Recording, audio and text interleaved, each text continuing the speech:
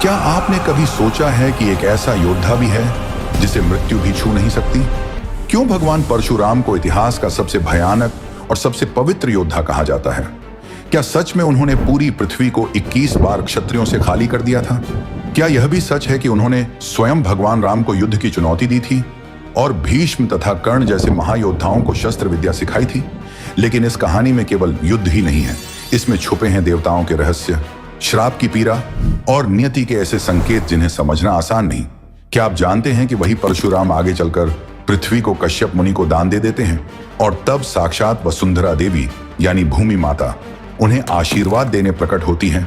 क्या वही योद्धा है जिसके युद्ध को रोकने के लिए स्वयं माता गंगा धरती पर उतर आती हैं? और क्या वही चिरंजीवी ऋषि आज भी हिमालय के एक गुप्त पर्वत पर ध्यान में बैठे हैं, जहां कभी कभी कलयुग के अंत में आने वाले भगवान कल्कि का दिव्य संकेत दिखाई देता है? लेकिन इन सब के पीछे छुपा है एक ऐसा दर्दनाक रहस्य जिसने एक साधारण बालक को दुनिया का सबसे भयानक योद्धा बना दिया।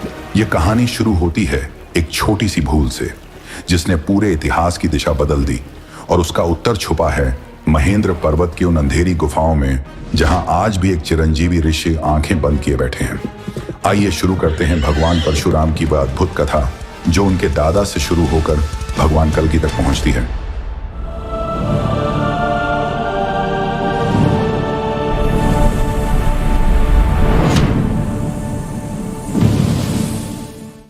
भक्तों, प्रभु के इस परम रहस्य और उनकी भक्ति के सागर में उतरने से पहले अपने मन की शांति के लिए एक बार पूरे प्रेम से कमेंट में जय श्री हरि लिखें, ताकि यह पावन कथा सीधे आपके हृदय में उतर सके। महेंद्र पर्वत की ऊंची चोटियों पर आज भी एक सन्नाटा छाया रहता है। वहां की हवाओं में एक अलग सी गूंज है, जैसे कोई युगों से गहरी सांस ले रहा हो। समुद्र की लहरें जब इस पर्वत के चरणों को छूती हैं तो ऐसा लगता है कि वे किसी के पैर पखारने आई हों। इसी पर्वत की एक गुप्त गुफा में एक विशाल काया आज भी ध्यान में बैठी है। उनके शरीर पर भस्म लगी है, जटाएं उलझी हुई हैं और पास में ही रखा है एक चमकता हुआ फरसा। यह कोई और नहीं बल्कि भगवान परशुराम हैं। वही परशुराम जो चिरंजीवी हैं, यानी जिन्हें मृत्यु छू भी नहीं सकती। जरा सोचिए कैसा लगता होगा जब आपके अपने चले जाएं, युग बदल जाएं, लेकिन आप वहीं रहें। भगवान परशुराम की बंद आंखों में आज भी वो सारे दृश्य तैर रहे हैं जब उन्होंने पहली बार शस्त्र उठाया था। यह कहानी आज की नहीं है, यह उस समय की है जब इंसान और देवता धरती पर साथ चला करते थे। भगवान विष्णु के इस आवेश अवतार का जन्म ही एक बहुत बड़ी घटना का परिणाम था। एक ऐसी घटना जो न तो होनी थी और न ही किसी ने जिसकी कल्पना की थी। अब समय के पहिए को थोड़ा पीछे ले चलते हैं। यह बात तब की है जब ऋषि भृगु अपने आश्रम में तपस्या कर रहे थे। उनकी पुत्र वधू सत्यवती उनके पास आई और संतान प्राप्ति की इच्छा जताई। सत्यवती चाहती थी कि उनका पुत्र एक महान ब्राह्मण बने और उनकी माता जो एक क्षत्रिय रानी थी, वे चाहती थीं कि उनका पुत्र एक महान योद्धा बने। ऋषि भृगु ने अपनी दिव्य शक्ति से खीर के 2 अलग अलग बर्तन तैयार किए।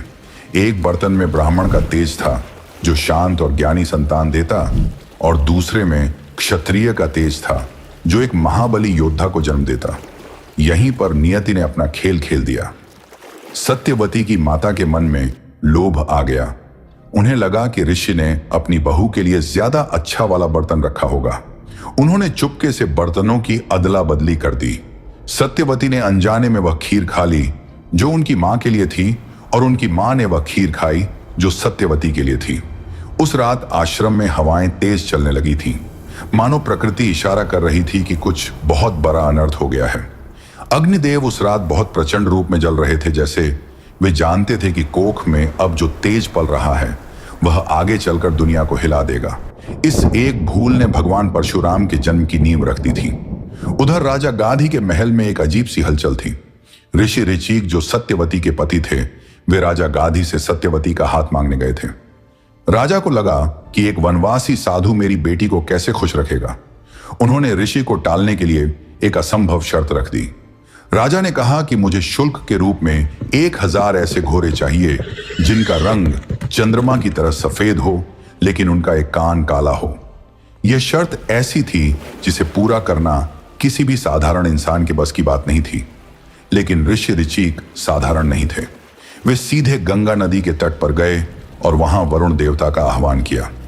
वरुण देव जो जल के स्वामी हैं, वे ऋषि के तप से प्रकट हुए। ऋषि ने उनसे वही दुर्लभ घोरे मांगे। देखते ही देखते गंगा की लहरें फटने लगीं और पानी के भीतर से हिनहिनाते हुए 1000 दिव्य घोरे बाहर निकले। उन घोरों की टापों से धरती कांप उठी। ये दृश्य जिसने भी देखा उसकी आंखें फटी की फटी रह गईं। भगवान परशुराम के पूर्वज ऐसे थे जो असंभव को भी संभव कर सकते थे। यह घटना बता रही थी कि आने वाला वंशज कितना प्रभावशाली होने वाला है। जब ऋषि भृगु को पता चला कि बर्तनों की अदला बदली हो गई है तो उनका चेहरा तमतमा उठा। उन्होंने अपनी दिव्य दृष्टि से देखा और सत्यवती से कहा कि बेटी, तुमने बहुत बड़ी गलती कर दी है। अब तुम्हारा बेटा ब्राह्मण होते हुए भी क्षत्रियों वाला व्यवहार करेगा। वह शांत नहीं रहेगा बल्कि दुष्टों का घोर विनाश करेगा और पापियों के अंत का कारण बनेगा। यह सुनकर सत्यवती के पैरों तले जमीन खिसक गई। एक मां कभी नहीं चाहती कि उसका बेटा हत्यारा बने या दुनिया उसे डर की नजर से देखे। सत्यवती ऋषि भृगु के चरणों में गिर पड़ी और रोते हुए विनती करने लगी कि ऐसा अनर्थ न हो। भृगु मुनि का दिल पसीज गया। उन्होंने कहा कि ठीक है, मैं विधि का विधान तो नहीं बदल सकता, लेकिन उसे थोड़ा आगे खिसका सकता हूं। तुम्हारा बेटा शांत होगा, लेकिन तुम्हारा पोता यानी तुम्हारे बेटे का बेटा वह होगा जो इस धरती पर प्रलय लाएगा। उस समय आश्रम में भगवान नारायण की एक अदृश्य शक्ति महसूस हुई, मानो उन्होंने ही भृगु मुनि की वाणी को नियंत्रित किया हो। इस तरह भगवान परशुराम के आने का समय तय हो गया था। बस इंतजार था उस घड़ी का। समय बीतता गया और सत्यवती के घर ऋषि जमदग्नि का जन्म हुआ। जमदग्नि बचपन से ही बहुत शांत और तपस्वी स्वभाव के थे। उनका विवाह राजा प्रसेनजित की कन्या रेणुका से हुआ। रेणुका महलों की रानी थी, लेकिन उन्होंने ऋषि पत्नी का धर्म निभाने के लिए सब कुछ त्याग दिया। वे जंगल में कच्ची कुटिया में रहने लगी और अपने पति की सेवा में दिन रात एक कर दिया। उनके आंगन में कामधेनु गाय का वास था जो उनकी हर जरूरत पूरी करती थी। उनके 4 पुत्र हुए जो वेदों के ज्ञानी थे। फिर समय आया 5वें पुत्र के जन्म का। जब 5वें पुत्र का जन्म हुआ तो उसका नाम रखा गया राम। यह वही बालक था जिसे आगे चलकर दुनिया परशुराम के नाम से जानने वाली थी। बचपन में राम बहुत ही भोले और प्यारे लगते थे, लेकिन उनकी आंखों में एक अजीब सी चमक थी जो किसी को भी अपनी ओर खींच लेती थी। आश्रम में सब कुछ बहुत सुंदर चल रहा था। पक्षी चहचहाते थे और मंत्रों की ध्वनि गूंजती थी, लेकिन कोई नहीं जानता था कि यह शांति किसी बहुत बड़े तूफान से पहले की शांति है। भगवान परशुराम अभी बस एक बालक थे जो अपनी मां के आंचल में खेल रहे थे। देखिए, समय का चक्र कैसे एक ही पल में पूरा जीवन पलट देता है। यह वह दिन था जब हवाओं में कोई हलचल नहीं थी और सूरज की किरणें भी धरती पर बहुत धीमी पड़ रही थीं। माता रेणुका हर दिन की तरह जल लाने के लिए नर्मदा नदी के तट पर गई थी। उनका नियम था कि वह अपने तप और पवित्रता के बल पर नदी की कच्ची रेत से ही घड़ा बना लेती थी और उसी में जल भर कर लाती थी। जल देवता वरुण हमेशा उनकी इस पवित्रता के आगे नतमस्तक रहते थे और रेत को बिखरने नहीं देते थे। लेकिन उस दिन नियति ने एक बहुत बड़ा जाल बिछाया था। नदी के निर्मल जल में राजा चित्ररथ गंधर्व अपनी अप्सराओं के साथ जल क्रीड़ा कर रहे थे। माता रेणुका ने जैसे ही उस दृश्य को देखा तो केवल एक क्षण के लिए उनका मन डोल गया। बस एक पल का मानसिक भटकाव और उनके हाथों में जो कच्ची रेत का घड़ा था वह तुरंत टूटकर पानी में बह गया। उनकी बरसों की तपस्या उस एक क्षण के मोह के सामने हार गई थी। घड़ा मिट्टी का नहीं टूटा था, बल्कि वह उनके मन का विश्वास था जो चटक गया था। उन्हें अपनी भूल का एहसास हुआ तो उनका पूरा शरीर कांपने लगा। उनके कदमों में इतनी घबराहट थी कि आश्रम की ओर लौटते हुए उन्हें हर एक रास्ता कांटों भरा लग रहा था। वह खाली हाथ और आंसुओं से भरी आंखों के साथ अपनी कुटिया की ओर लौट रही थी। उन्हें नहीं पता था कि उनके सबसे छोटे पुत्र परशुराम वहां किस भयानक तूफान का सामना करने वाले हैं। क्या एक पति अपनी पत्नी की उस भूल को क्षमा कर पाएगा जिसे उसने केवल मन में सोचा था? यह जानने के लिए अपने मन को थामे रखिए। सुनिए उस भयानक सन्नाटे को जो ऋषि जमदग्नि के आश्रम में छा गया था। जब माता रेणुका को लौटने में देर हुई तो ऋषि जमदग्नि ने अपनी दिव्य दृष्टि से सब कुछ देख लिया। उनका क्रोध ऐसा था मानो भगवान रुद्र का तीसरा नेत्र खुल गया हो और पूरी सृष्टि जलकर राख होने वाली हो। उनकी आंखों से जैसे आग की लपटें निकल रही थीं। उन्होंने तुरंत अपने 4 बड़े बेटों को अपने पास बुलाया। पिता का चेहरा देखकर चारों बेटों की रूह कांप गई। ऋषि ने बिना किसी भूमिका के एक ऐसा आदेश दिया जिसे सुनकर आसमान भी रो पड़े। ऋषि ने गरजते हुए कहा कि तुम्हारी माता ने मानसिक रूप से अपना धर्म भ्रष्ट कर लिया है, इसलिए अभी इसी वक्त उन्हें उनके इस कृत्य का कठोर दंड देकर मुक्त कर दो। ये सुनते ही चारों बेटों के हाथ पैर सुन्न पड़ गए। वे अपनी सगी मां को कैसे मार सकते थे जिसने उन्हें जन्म दिया था। वे चारों पत्थर की मूर्ति की तरह जड़ हो गए और उनसे एक कदम भी नहीं उठाया गया। उनका धर्म संकट इतना बड़ा था कि वे न तो पिता की आज्ञा मान पा रहे थे और न ही मां के प्रेम को छोड़ पा रहे थे। भक्तों, अगर आपके हृदय में भी माता पिता के प्रति सच्ची श्रद्धा है तो कमेंट में पूरे प्रेम और भाव से जय मां भवानी जरूर लिखें और अपने मन की शांति के लिए इस वीडियो को लाइक और चैनल को सब्सक्राइब करके घंटी को ऑल पर कर दें ताकि देवी की कृपा आप पर हमेशा बनी रहे। कुटिया में सन्नाटा पसरा था और तभी वहां परशुराम के कदमों की आहट सुनाई दी। आखिर जब एक आज्ञाकारी बेटा अपने पिता के क्रोध और मां के जीवन के बीच खड़ा होगा तो वह कौन सा रास्ता चुनेगा? यह सवाल हर किसी की सांसें रोक देता है। महसूस कीजिए उस पल को जब सबसे छोटे पुत्र परशुराम अपने पिता के सामने आकर खड़े हो गए। उनकी आंखों में कोई डर नहीं था, केवल एक गहरी शांति थी। पिता जमदग्नि ने वही कठोर आदेश अब अपने सबसे छोटे बेटे को दिया। उन्होंने कहा कि अपनी माता और इन चारों भाइयों का सिर काट दो जिन्होंने मेरी आज्ञा का उल्लंघन किया है। परशुराम जानते थे कि पिता का वचन ही सबसे बड़ा धर्म है। उन्होंने एक पल के लिए भी कोई प्रश्न नहीं किया। उन्होंने अपना अस्त्र उठाया और हवा जैसे वहीं ठहर गई। पक्षियों ने चहचहाना बंद कर दिया और पत्तों ने हिलना छोड़ दिया, मानो स्वयं माता काली उस भयानक दृश्य की साक्षी बन रही हो जहां एक पुत्र अपने हाथों से अपने ही परिवार का अंत करने जा रहा था। परशुराम ने बिना किसी हिचकिचाहट के अपनी माता और चारों भाइयों के शीश धड़ से अलग कर दिए। यह कोई साधारण हिंसा नहीं थी, बल्कि यह आज्ञा पालन की वह चरम सीमा थी जिसे दुनिया का कोई और इंसान पार नहीं कर सकता था।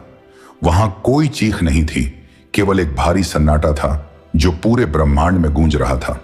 परशुराम के भीतर का इंसान रो रहा था, लेकिन बाहर से वह एक कठोर चट्टान की तरह खड़े थे। जब धरती पर इतना बड़ा बलिदान दिया जाता है तो देवता भी चुप नहीं रह सकते, लेकिन इसके बाद जो चमत्कार हुआ वह किसी ने सपने में भी नहीं सोचा था। अब जाकर उस पिता के हृदय को देखिए जिसका क्रोध शांत हो चुका था।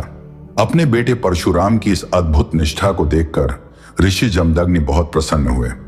उनका सारा गुस्सा पानी की तरह बह गया। उन्होंने परशुराम से कहा कि पुत्र, मैं तुम्हारी पितृभक्ति से अत्यंत प्रसन्न हूं। तुम जो चाहो मुझसे वरदान मांग लो। परशुराम ने तुरंत अपने पिता के चरणों में सिर रख दिया। उन्होंने कहा कि पिताजी, अगर आप प्रसन्न हैं तो मेरी माता और चारों भाइयों को फिर से जीवित कर दें, और सबसे बड़ी बात यह कि उन्हें इस पूरी घटना की कोई भी बात याद ना रहे ताकि वे कभी इस दुख को महसूस न कर सकें। ऋषि ने तथास्तु कहा और उसी क्षण भगवान नारायण की कृपा से वहां एक दिव्य प्रकाश फैल गया। माता रेणुका और चारों भाई ऐसे उठ खड़े हुए जैसे वे कोई बहुत गहरी नींद से जागे हों। उनके चेहरों पर वही पुरानी मुस्कान थी। लेकिन उस दिन परशुराम का बचपन हमेशा के लिए खत्म हो गया।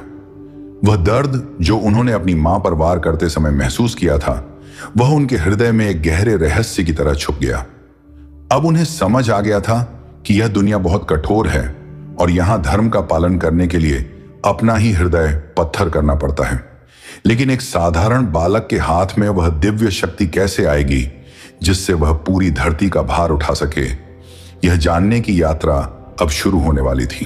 अब चलिए उन बर्फीली वादियों में जहां हवाएं भी जम जाती हैं, अपने मन की शांति और असली शक्ति की खोज में परशुराम ने हिमालय की ओर प्रस्थान किया। वहां की गुफाओं में उन्होंने भगवान शिव की घोर तपस्या शुरू कर दी। न तो उन्हें भूख का एहसास था और न ही ठंड का। उनका शरीर बर्फ से ढक गया, लेकिन उनके भीतर की आग लगातार जल रही थी। उनकी इस कठोर तपस्या से कैलाश पर्वत डोलने लगा। अंततः भगवान शिव उनके सामने प्रकट हुए। शिव जी ने उनकी भक्ति से प्रसन्न होकर उन्हें कई दिव्य अस्त्र दिए, लेकिन सबसे विशेष था वह अजेय फरसा, जिसे परशु कहा जाता था। भगवान शिव ने कहा कि यह फरसा अब तुम्हारे अस्तित्व का हिस्सा होगा और इसी से तुम धरती पर फैले हुए पाप का नाश करोगे।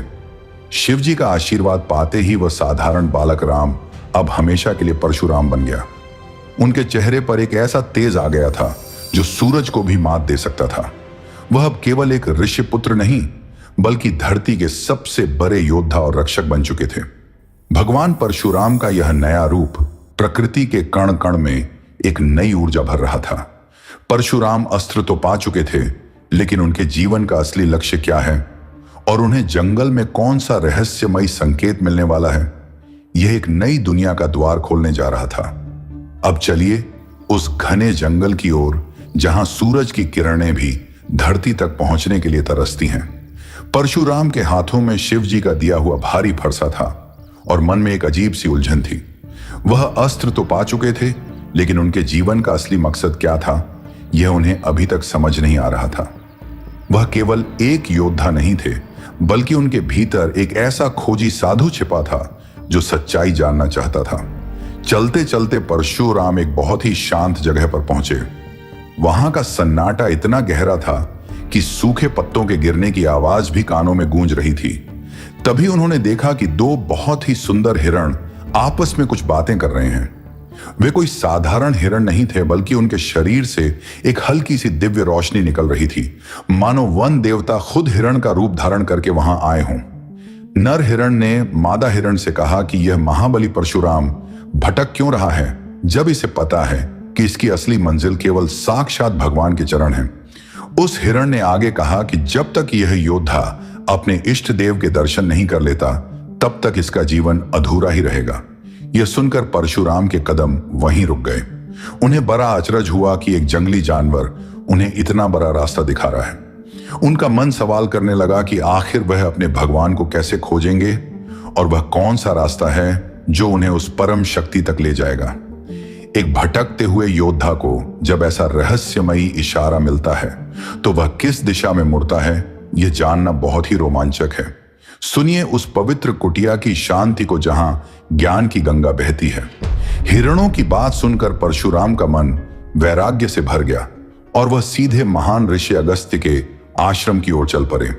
ऋषि अगस्त्य कोई साधारण मुनि नहीं थे, बल्कि वह साक्षात ज्ञान के देवता जैसे थे, जिन्होंने अपनी विद्या से बड़े बड़े राक्षसों का घमंड तोड़ा था। जब परशुराम उनके सामने पहुंचे तो ऋषि ने उनके माथे का तेज देखकर ही सब कुछ जान लिया। ऋषि अगस्त्य ने बहुत ही प्यार से परशुराम को अपने पास बैठाया और उन्हें एक बहुत ही गुप्त मंत्र दिया। यह कोई साधारण मंत्र नहीं था, बल्कि यह भगवान को पुकारने वाली वह चाबी थी जो सीधे वैकुंठ तक जाती थी। परशुराम ने वहीं आश्रम में बैठकर आंखें बंद कर लीं और उस मंत्र का जाप शुरू कर दिया। जैसे जैसे उनके होंठ हिल रहे थे, वैसे वैसे उनके भीतर का अंधकार मिटने लगा। उनके शरीर के चारों ओर एक बहुत ही सुंदर उजाला फैलने लगा। ऐसा लग रहा था जैसे माता सरस्वती खुद उनके गले में बैठ गई हों और उनके हर एक शब्द को पवित्र कर रही हों। परशुराम को महसूस होने लगा कि उनके जीवन का उद्देश्य केवल तपस्या करना या फरसा चलाना नहीं है, बल्कि उन्हें तो इस धरती पर कुछ बहुत बड़ा काम करना है। क्या केवल एक मंत्र जपने से साक्षात ब्रह्मांड के मालिक धरती पर उतर आएंगे? यह रहस्य अब बस खुलने ही वाला था। महसूस कीजिए उस पल को जब धरती और आसमान दोनों एक हो जाते हैं। परशुराम दिन रात बिना खाए पिए उसी मंत्र को जपते रहे। उनका शरीर एक सूखी लकड़ी की तरह हो गया था, लेकिन उनकी आत्मा सूरज की तरह चमक रही थी। अचानक पूरे जंगल में एक बहुत ही मीठी बांसुरी की धुन गूंजने लगी। वहां साक्षात भगवान श्री हरि विष्णु प्रकट हुए, जिनकी मुस्कान देखकर परशुराम की सारी थकान पल भर में मिट गई। भगवान ने परशुराम के सिर पर हाथ रखा और उसी क्षण भगवान के शरीर से एक बहुत ही तेज दिव्य रोशनी निकली और वह रोशनी सीधे परशुराम के शरीर में समा गई। भक्तों, जब साक्षात भगवान अपने भक्त को अपना तेज देते हैं तो उस दृश्य से बड़ा कुछ नहीं होता। इसलिए आप भी पूरे भाव से कमेंट में जय श्री हरि लिखें और भगवान का आशीर्वाद पाने के लिए इस वीडियो को लाइक और चैनल को सब्सक्राइब करके घंटी को ऑल पर सेट कर दें ताकि भगवान श्री हरि की कृपा से आपके जीवन के कष्ट दूर हो सकें। इस रोशनी के अंदर जाते ही परशुराम कोई साधारण ऋषि नहीं रहे, बल्कि वह भगवान के आवेश अवतार बन गए। भगवान ने मुस्कुराते हुए परशुराम से कहा कि तुम्हारा काम अभी शुरू हुआ है और भविष्य में तुम्हें एक और राम से मिलना होगा जो अयोध्या में जन्म लेगा। परशुराम समझ गए कि अब वह एक चलती फिरती दैवीय ऊर्जा बन चुके हैं। भगवान का तेज तो मिल गया, लेकिन इस तेज का सामना करने के लिए वह कौन सा पत्थर दिल पापी जन्म ले चुका था जिसने नदियों का पानी भी रोक दिया था। देखिए समय अपना रंग कैसे बदलता है। एक तरफ जहां परशुराम भगवान के ध्यान में शांति खोज रहे थे, वहीं दूसरी तरफ महिष्मति नाम के राज्य में एक बहुत बड़ा तूफान उठ रहा था। वहां का राजा कार्तवीर्य अर्जुन था, जिसे दुनिया सहस्त्रार्जुन के नाम से जानती थी। इस राजा के पास 1000 हाथ थे और इसका घमंड इतना बड़ा था कि यह खुद को भगवान से भी ऊपर समझने लगा था। एक दिन राजा अपने 1000 हाथों से नर्मदा नदी के बीच में खड़ा हो गया और उसने नदी के बहते हुए पानी को अपनी बाहों से रोक दिया। पानी का बहाव रुकने से नदी का जलस्तर बढ़ने लगा और नदी की देवी नर्मदा अत्यंत दुख में प्रकट होकर रोने लगी। राजा का अहंकार इतना बढ़ गया था कि जब लंका का महाबली रावण वहां से गुजरा तो राजा ने उसे भी एक मामूली कीड़े की तरह पकड़कर बंदी बना लिया। राजा को लगने लगा था कि दुनिया में उसे हराने वाला कोई पैदा ही नहीं हुआ है। लेकिन राजा यह नहीं जानता था कि जिस देवी नर्मदा को वह रुला रहा है, उसी के आंसू उस आग को भड़काने वाले हैं जो भगवान परशुराम के फरसे से निकलने वाली थी। नियति ने उस राजा के विनाश की कहानी बहुत पहले ही लिख दी थी। इतने ताकतवर और घमंडी राजा के मन में ऐसा कौन सा लालच जागने वाला था जो उसके पूरे खानदान की चिता जलाने वाला था। यह सुनकर आपकी रूह कांप जाएगी। अब जाकर राजा के उस पाप को समझिए जिसने धरती पर प्रलय ला दी। एक दिन राजा सहस्त्रार्जुन अपनी बहुत बड़ी सेना लेकर जंगल में शिकार खेलने गया। शिकार खेलते खेलते वह और उसकी सेना बहुत थक गए और उन्हें जोर की भूख लगने लगी। चलते चलते वे सब ऋषि जमदग्नि के आश्रम में पहुंच गए। मुनि जमदग्नि बहुत ही दयालु थे और उन्होंने राजा का स्वागत किया। मुनि के पास देवलोक की माता कामधेनु गाय थी जो कोई भी इच्छा पूरी कर सकती थी। मुनि की प्रार्थना पर माता कामधेनु ने अपनी दैवीय शक्ति से पल भर में पूरी सेना के लिए 56 भोग तैयार कर दिए। भक्तों, माता कामधेनु हर घर में अन्न और धन भर देती हैं। अगर आप भी उनकी कृपा चाहते हैं तो सच्चे मन से जय माता दी लिखें और इस वीडियो को लाइक और चैनल को सब्सक्राइब कर लें ताकि माता कामधेनु का आशीर्वाद आपके घर परिवार पर सदैव बना रहे। राजा की सेना ने पेट भरकर रोटी खाई, लेकिन राजा की नीयत उस चमत्कारिक गाय को देखकर खराब हो गई। राजा के मन में लालच आ गया और उसने सोचा कि ऐसी कीमती चीज किसी वनवासी साधु के पास नहीं बल्कि मेरे महल में होनी चाहिए। राजा ने ऋषि का घोर अपमान किया और कहा कि दुनिया की हर अच्छी चीज पर केवल मेरा हक है। उस समय महाबली परशुराम आश्रम में नहीं थे और यह बात राजा के लिए सबसे बड़ा काल बनने वाली थी। जब एक घमंडी राजा किसी सीधे साधे संत की कुटिया उजाड़ता है तो लौटने पर उस संत का वह योद्धा बेटा क्या करेगा जिसके हाथ में भगवान शिव का फरसा है। यह जानने के लिए सांसें थाम लीजिए। अब देखिए कैसे अहंकार इंसान की आंखों पर पट्टी बांध देता है। राजा सहस्त्रार्जुन ने बिना कुछ सोचे समझे महर्षि जमदग्नि का भारी अपमान किया और उस दिव्य कामधेनु गाय को रस्सियों से बांध लिया। जब सैनिक उस गाय और उसके छोटे से बछड़े को बलपूर्वक घसीट कर ले जाने लगे तो बछड़ा जोर जोर से रंभाने लगा। उस हृदय विदारक दृश्य को देखकर आसमान से साक्षात गौ माता सुरभि प्रकट हुई और उनके नेत्रों से छलकते हुए आंसू धरती की सूखी मिट्टी पर गिरने लगे। पूरा जंगल उस दुख से कांप उठा था, क्योंकि एक संत का आतिथ्य सत्कार ही उनका सबसे बड़ा धन होता है, जिसे राजा ने पैरों तले कुचल दिया था। महर्षि जमदग्नि अपनी जगह पर बिल्कुल शांत खड़े रहे, क्योंकि उनका धर्म उन्हें किसी भी तरह की हिंसा करने से रोकता था। लेकिन तभी वहां भगवान परशुराम लौट आए। जैसे ही उन्होंने कुटिया के आंगन को सूना देखा और अपने पिता की आंखों में वह लाचारी देखी तो उनके भीतर का सारा धैर्य टूट गया। उनके माथे पर क्रोध की लकीरें खींच गईं और उनका शरीर एक अलग ही ऊर्जा से कांपने लगा। उन्होंने समझ लिया था कि इस दुष्ट राजा ने केवल एक गाय नहीं चुराई है, बल्कि एक ब्राह्मण के सम्मान को ठेस पहुंचाई है। जिस पिता ने उन्हें शस्त्र विद्या सिखाई थी, आज उसी पिता के सामने यह अन्याय हुआ था और परशुराम इसे किसी भी कीमत पर सहने वाले नहीं थे। जब एक शांत समुद्र अचानक से उफनता है तो वह किनारों को कैसे तोड़ता है, यह देखने के लिए अपनी सांसें थाम लीजिए। सुनिए माहिष्मती नगरी के उस भयानक सन्नाटे को जो एक बहुत बड़े तूफान के आने से ठीक पहले छा जाता है।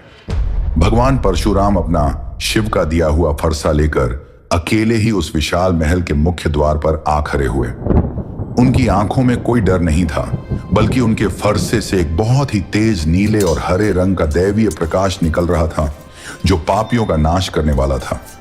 जैसे ही सहस्त्रार्जुन की विशाल सेना ने उन पर हमला किया, तो परशुराम एक गरजते हुए शेर की तरह उन पर टूट पड़े। वहां साक्षात भगवान महाकाल का एक रौद्र रूप प्रकट हुआ, जो परशुराम की हर एक चाल का मार्गदर्शन कर रहा था। भक्तों, जब भगवान महाकाल अपने भक्तों के प्राणों की रक्षा करते हैं, तो मौत भी अपना रास्ता बदल लेती है। आप भी पूरे भाव से कमेंट में हर हर महादेव लिखें और इस वीडियो को लाइक, शेयर और चैनल को सब्सक्राइब करके घंटी को ऑल पर सेट कर लें, ताकि भगवान शिव की यह नीली और हरी ऊर्जा आपके जीवन के हर अंधकार को मिटा दे। देखते ही देखते परशुराम ने अपने फरसे के एक ही वार से उस अहंकारी राजा सहस्त्रार्जुन की 1000 भुजाओं को ऐसे काट कर गिरा दिया, जैसे जंगल में आंधी चलने पर सूखे पैर टूट कर गिर जाते हैं। उन्होंने उस दुष्ट राजा का अंत करके धर्म की रक्षा की। लेकिन इतनी बड़ी जीत के बाद जब वह अपना खोया हुआ सम्मान लेकर वापस लौटेंगे, तो क्या उन्हें वह खुशी मिलेगी जिसकी उन्हें उम्मीद थी? यह एक बहुत बड़ा रहस्य है। अब चलिए वापस उस शांत कुटिया की ओर, जहां एक बहुत बड़ा धर्म संकट खड़ा होने वाला था। परशुराम कामधेनु गाय को लेकर अत्यंत सम्मान के साथ अपने पिता महर्षि जमदग्नि के पास पहुंचे। उन्हें लगा था कि दुष्टों का नाश करने पर उनके पिता उनकी पीठ थपथपाएंगे और उन्हें गले लगा लेंगे। लेकिन वहां का नजारा कुछ और ही था। महर्षि जमदग्नि का चेहरा उदासी से भरा हुआ था और उनकी आंखों में कोई चमक नहीं थी। तभी वहां साक्षात भगवान नारायण शांत रूप में प्रकट हुए और उन्होंने अपने मौन से यह संदेश दिया कि क्षमा ही इस धरती का सबसे बड़ा धर्म है। महर्षि जमदग्नि ने भारी आवाज में परशुराम से कहा कि बेटा, तुम भूल गए हो कि हम जन्म से ब्राह्मण हैं और एक ब्राह्मण का सबसे बड़ा आभूषण उसकी क्षमाशीलता होती है। तुमने उस राजा को मारकर भले ही अन्याय को रोका हो, लेकिन तुमने एक जीव की हत्या का पाप भी अपने सिर पर ले लिया है। पिता की यह डांट सुनकर परशुराम का सिर झुक गया। उनका सारा क्रोध उस एक पल में आंसुओं में बदल गया। महर्षि ने उन्हें आदेश दिया कि इस पाप को धोने के लिए उन्हें तुरंत तीर्थ यात्रा पर निकलना होगा और कड़ा प्रायश्चित करना होगा। परशुराम बिना एक शब्द कहे पिता की आज्ञा मानकर तीर्थ की ओर चल पड़े। परशुराम को क्या पता था कि उनका यह तीर्थ पर जाना उनके परिवार के लिए एक ऐसी काली रात लाने वाला था, जिसके बाद सूरज कभी अपनी पुरानी चमक के साथ नहीं उगेगा। सुनिए उस रात की डरावनी खामोशी को, जिसने धरती पर सबसे बड़े अनर्थ को जन्म दिया। परशुराम अपने पिता की आज्ञा मानकर दूर तीर्थ यात्रा पर तपस्या कर रहे थे और इधर आश्रम में महर्षि जमदग्नि गहरे ध्यान में बैठे थे। तभी सहस्त्रार्जुन के बेटे अपने पिता की मौत का बदला लेने के लिए एक कायर की तरह उस पवित्र कुटिया में घुस आए। वहां साक्षात देवी कालरात्रि का साया मंडराने लगा, मानो वे खुद उस भयानक घटना की साक्षी बनने आई हों और प्रकृति को इस घोर पाप की चेतावनी दे रही हों। उन दुष्टों ने एक ध्यान में बैठे निहत्थे साधु पर पीछे से वार कर दिया। उन्होंने बिना किसी दया के महर्षि जमदग्नि के प्राण हर लिए और एक महान संत का अंत कर दिया। माता रेणुका की चीख से पूरा जंगल थर्रा उठा। आश्रम की वह पवित्र जमीन जहां हमेशा वेदों के मंत्र गूंजते थे, वहां अब केवल चीख और पुकार थी। वे कायर महर्षि का कटा हुआ सिर लेकर वहां से भाग गए और माता रेणुका अपने पति के निर्जीव शरीर के पास बैठकर फूट फूट कर रोने लगी। अच्छाई की इतनी बुरी तरह से हत्या की गई थी कि हवाओं ने भी अपना रुख बदल लिया था और पेड़ पौधों ने अपने पत्ते नीचे झुका लिए थे। जब एक तीर्थ पर गए बेटे को इस भयानक विश्वासघात का पता चलेगा, तो उसका वह रूप कैसा होगा जो देवताओं को भी कंपा देगा। यह अब सामने आने वाला है। महसूस कीजिए उस धरती के भयानक कंपन को जब एक बेटा अपनी मां को इस हाल में देखता है। भगवान परशुराम जब तीर्थ से लौटे तो उनकी आंखों के सामने उनकी दुनिया उजड़ चुकी थी। माता रेणुका अपने पति के शरीर के पास बैठकर अपनी छाती पीट रही थी।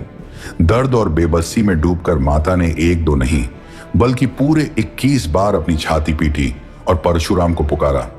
तभी आसमान में तेज बिजली गरकी और साक्षात भगवान रुद्र का एक अति भयंकर स्वरूप बादलों के बीच चमक उठा, जो परशुराम के भीतर के ज्वालामुखी को फटने का संकेत दे रहा था। परशुराम ने अपनी मां के आंसुओं को देखा और उनके हृदय की सारी कोमलता उसी पल छलकर भस्म हो गई। उन्होंने अपने हाथ में वह भारी शिव का फरसा उठाया, जिसे नीले और हरे रंग का एक बहुत ही प्रचंड तेज आसमान को चीरने लगा। परशुराम ने उसी समय देवताओं को साक्षी मानकर एक ऐसी भीष्म प्रतिज्ञा ली जिसने पूरी सृष्टि को हिलाकर रख दिया। उन्होंने गरजते हुए कहा कि मेरी मां ने अपने दुख में 21 बार छाती पीटी है, इसलिए अब मैं इस पूरी धरती को 21 बार ऐसे अनहकारी क्षत्रियों से विहीन कर दूंगा जिन्होंने धर्म की मर्यादा तोड़ी है। उनका यह रुद्र रूप देखकर काल भी उनके सामने नतमस्तक हो गया। धरती से पापियों का नामो निशान मिटाने के लिए यह महाबली योद्धा अब कौन सी दिशा में अपने कदम बढ़ाएगा जिसका असर सदियों तक रहेगा, यह जानना आपके रोंगटे खड़े कर देगा। देखिए, एक पुत्र का प्रतिशोध जब धर्म का रूप ले लेता है तो क्या होता है। भगवान परशुराम ने अपना फरसा उठाया और पूरी धरती पर उन राजाओं का नाश करना शुरू कर दिया जो अंधकार में अंधे हो चुके थे। उनका फरसा जब भी उठता तो पापियों के शरीर से लाल रक्त नहीं बल्कि उनके पापों का नीला और हरा विषैला तेज बह निकलता था। यह एक ऐसा युद्ध था जिसमें कोई दया नहीं थी, केवल न्याय था। कुरुक्षेत्र की उस पवित्र भूमि पर परशुराम ने ऐसे नीले और हरे रंग के 5 बड़े सरोवर बना दिए जिनमें उन पापियों का सारा अंधकार बह रहा था। इसे ही दुनिया ने समंत पंचक कहा। वहां साक्षात यमराज प्रकट हुए जो परशुराम के इस रुद्र रूप के आगे हाथ जोड़े खड़े थे। यमराज जानते थे कि यह केवल हत्या नहीं बल्कि धरती का एक बहुत बड़ा शुद्धिकरण है। परशुराम ने उसी नीले और हरे जल से अपने पूर्वजों का तर्पण किया। उनके पितर देवता वहां आसमान में प्रकट हुए और उन्होंने अपने इस महान वंशज को दोनों हाथों से आशीर्वाद दिया। पितरों की आंखों में भी आंसू थे क्योंकि वे जानते थे कि परशुराम ने यह सब अपने पिता के सम्मान के लिए किया है। लेकिन जब प्रतिशोध की यह भयानक आग शांत होती है तो एक इंसान के मन में क्या बचता है, यह जानकर आप भी हैरान रह जाएंगे। अब जाकर महसूस कीजिए उस शूरवीर के मन की शांति को जिसने पूरी दुनिया को अपने कदमों में झुका लिया हो। 21 बार धरती को पापियों से मुक्त करने के बाद भगवान परशुराम के मन में अचानक से एक बहुत गहरा वैराग्य जाग उठा। उन्हें लगा कि यह सब जीत कर भी उन्हें आखिर क्या मिला। उन्होंने अपनी आत्मा की शुद्धि के लिए एक बहुत बड़ा यज्ञ किया। उस पवित्र यज्ञ में साक्षात माता भूमि देवी एक अत्यंत सुंदर रूप धारण करके वहां प्रकट हुई। माता ने परशुराम के माथे को बड़े प्रेम से चूमा क्योंकि उन्होंने धरती माता का बहुत बड़ा बोझ हल्का कर दिया था। उस यज्ञ में महान मुनि कश्यप भी आए थे। परशुराम ने बिना एक पल सोचे वह पूरी जीती हुई धरती कश्यप मुनि को दान में दे दी। जिस धरती को उन्होंने इतने बड़े संघर्ष और तपस्या से जीता था उसे उन्होंने एक सूखे पत्ते की तरह पल भर में त्याग दिया। तब कश्यप मुनि ने कहा कि हे राम, अब यह धरती मेरी हो चुकी है और दान दी हुई चीज पर तुम्हारा कोई अधिकार नहीं है, इसलिए तुम्हें अब इस धरती को छोड़कर कहीं दूर जाना होगा। क्या वह महान योद्धा जिसने सबको आश्रय दिया अब खुद बेघर हो जाएगा? यह सवाल सीधे हृदय में उतर जाता है। सुनिए उस समुद्र की गूंज को जो आज भी इस चमत्कार की गवाही देता है। जब मुनि कश्यप ने परशुराम को धरती छोड़ने का आदेश दिया तो वे चुपचाप दक्षिण दिशा की ओर चल पड़े। चलते चलते वे उस विशाल समुद्र के किनारे जा पहुंचे जहां आगे बढ़ने का कोई भी रास्ता नहीं था। भगवान परशुराम ने अपना शिव का दिया हुआ फरसा उठाया और समुद्र देवता को पीछे हटने की चेतावनी दी। तभी वहां साक्षात जल देवता वरुण देव प्रकट हुए और उन्होंने परशुराम की शक्ति को पहचान कर तुरंत हाथ जोड़ ली। वरुण देव डर के मारे पीछे हटने लगे और जहां तक परशुराम का फरसा गिरा वहां तक समुद्र का पानी सूख गया और एक नई धरती का जन्म हुआ। भक्तों, यह भगवान की लीला ही है जो विशाल समुद्र को भी पीछे धकेल देती है। आप भी प्रभु की भक्ति के इस पवित्र सफर से जुड़ने के लिए पूरे भाव से कमेंट में जय श्री राम लिखें और मन की शांति के लिए इस वीडियो को लाइक और चैनल को सब्सक्राइब करके घंटी को ऑल पर कर लें। वरुण देव के पीछे हटने से जो नई सुंदर जगह बनी वही आज का केरल है।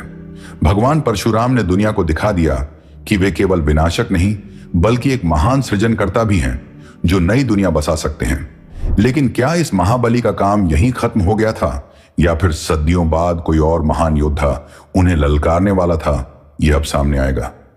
देखिए समय का चक्र कैसे घूमता है और कैसे युग बदल जाते हैं। अब कहानी महाभारत के समय में पहुंच चुकी है।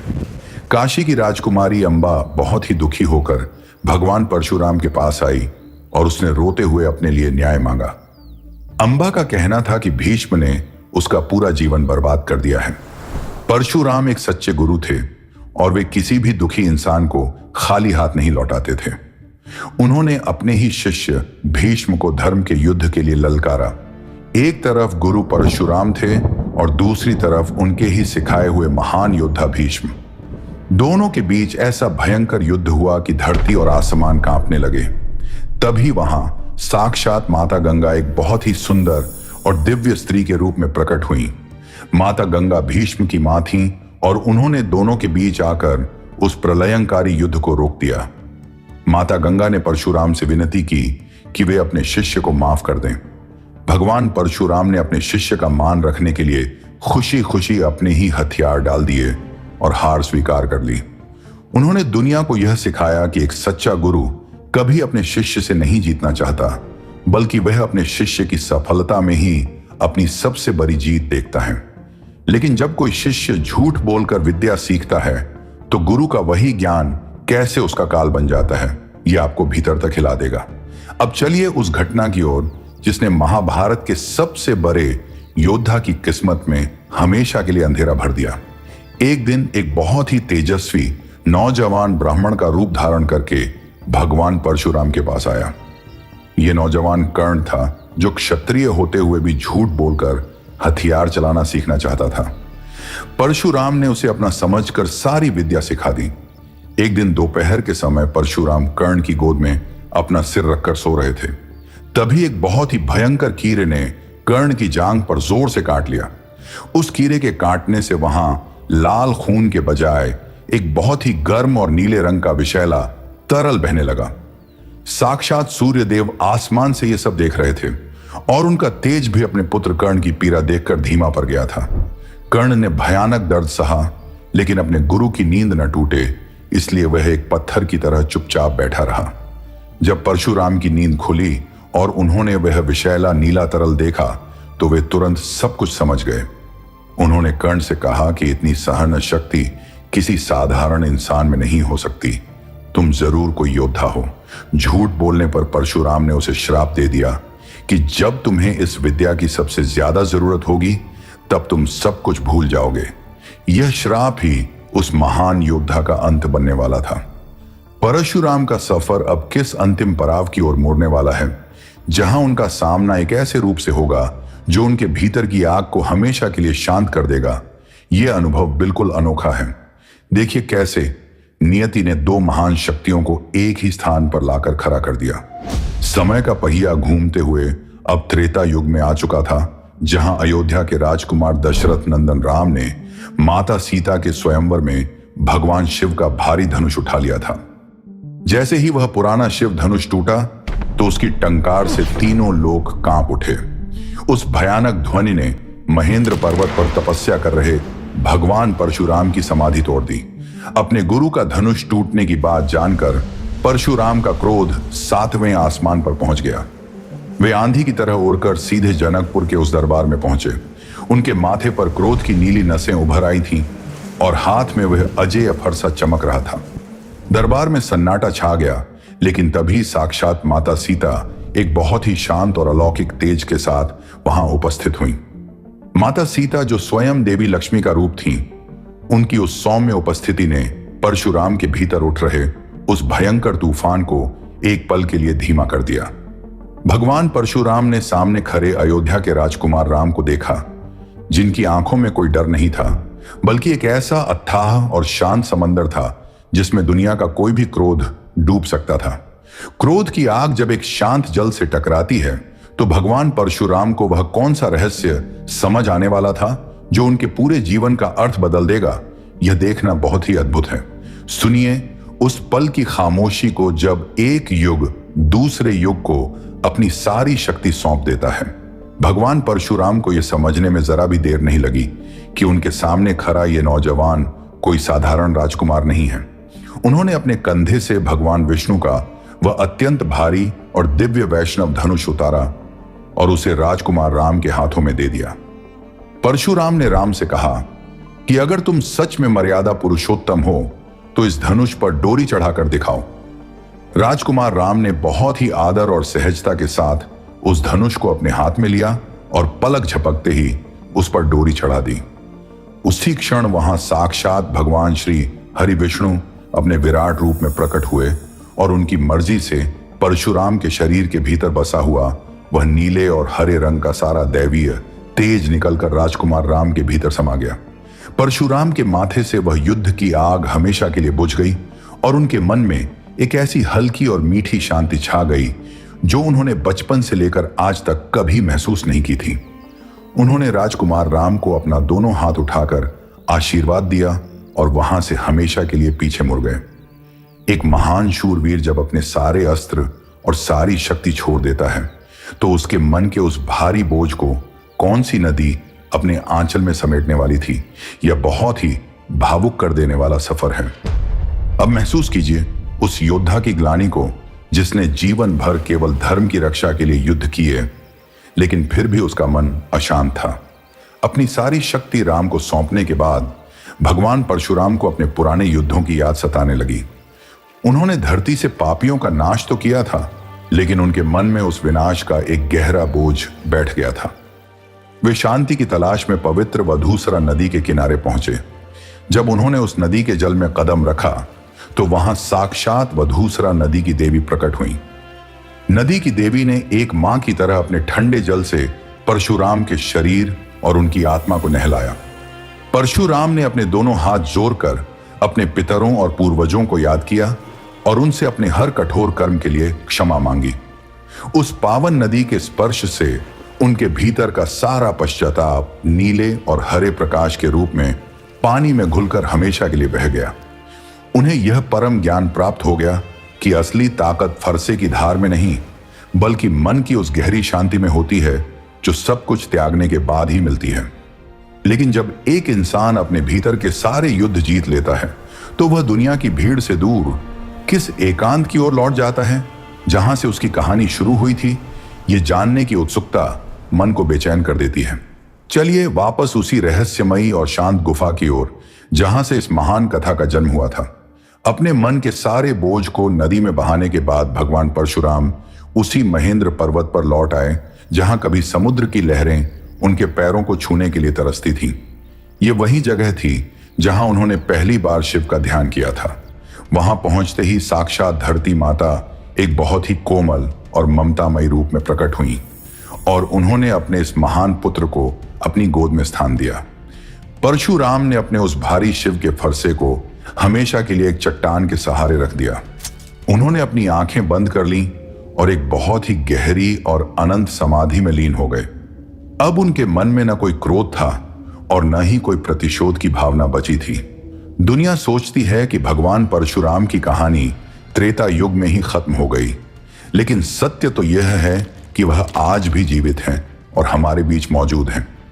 वह चिरंजीवी हैं जिन्हें मृत्यु भी नहीं छू सकती। आज भी जब कलयुग में पाप अपनी सीमाएं लांघ रहा है तो परशुराम अपनी बंद आंखों से सब कुछ देख रहे हैं। वहां गुफा में भगवान कल्कि का एक धुंधला सा दिव्य स्वरूप अक्सर प्रकट होता है, मानो वह अपने होने वाले गुरु परशुराम से मिलने आता हो। जी हां, भगवान परशुराम आज भी उसी पर्वत पर तपस्या कर रहे हैं ताकि जब कलयुग के अंत में भगवान कल्कि जन्म लें तो परशुराम उन्हें शस्त्र और शास्त्रों का ज्ञान दे सकें। यह कहानी केवल एक महाबली की नहीं है, बल्कि ये हमारे भीतर छुपे हुए उस क्रोध और शांति की कहानी है जो हर इंसान के अंदर पल रही है। आज यह कथा हमें सोचने पर मजबूर करती है कि क्या हमने अपने भीतर के उस क्रोध को वधूसरा नदी की तरह शांत किया है, या हम आज भी किसी प्रतिशोध की आग में जल रहे हैं। भक्तों, जब एक महाबली योद्धा भगवान के ध्यान में अपना सब कुछ त्याग सकता है, तो हम भी अपने मन का सारा अंधकार प्रभु के चरणों में सौंप सकते हैं। मुझे पूरा विश्वास है कि भगवान परशुराम की यह पवित्र कथा सुनकर आपकी आत्मा भक्ति के समंदर में डूब गई होगी और आपको एक बहुत गहरी शांति का अनुभव हुआ होगा। प्रभु का आशीर्वाद आप सभी पर हमेशा बना रहे, इसी भाव के साथ मेरा आपसे प्रेम पूर्वक निवेदन है कि अपनी खुशी से इस वीडियो को लाइक करें, अपने प्रियजनों के साथ शेयर करें और भक्ति के इस पवित्र परिवार से जुड़े रहने के लिए भक्ति सफल चैनल को सब्सक्राइब करके घंटी को ऑल पर सेट कर दें। सच्चे मन से एक बार कमेंट में जय भवानी और जय श्री परशुराम जरूर लिखें ताकि यह भक्तिमय गूंज भगवान तक पहुंच सके।